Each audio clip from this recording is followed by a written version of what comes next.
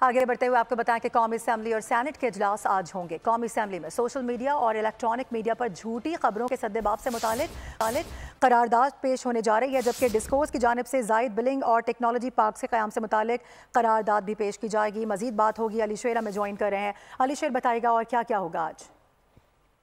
जी बिल्कुल, कौमी असम्बली का इजलास जो है वो 5 बजे होने जा रहा है, जबकि सेनेट का इजलास 4 बजे होने जा रहा है। दोनों इजलासों के एजेंडा जो है वो जारी कर दिए गए हैं। कौमी असम्बली का इजलास का एजेंडा 23 नुकाती जारी किया गया, जबकि सेनेट का इजलास का एजेंडा जो है वो 4 नुकाती जारी किया गया है।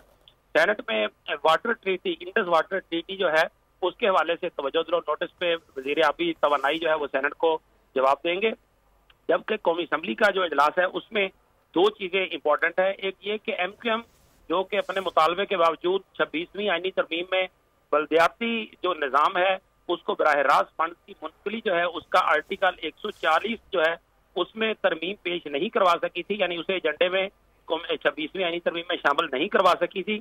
आज उसने दस्तूरी बिल के तौर पे आर्टिकल 140 की तरमीम जो है वो बतौर निजी बिल पेश करेगी, यानी एजेंडे पे मौजूद है और MQM इसको पेश करेगी।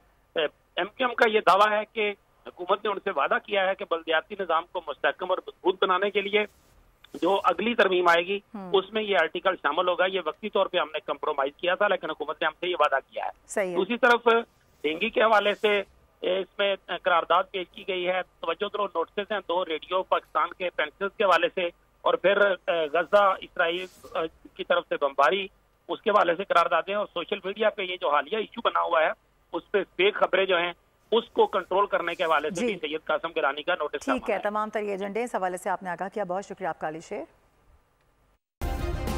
सब्सक्राइब करें और बेल दबाएं ताकि कोई खबर रह न जाए।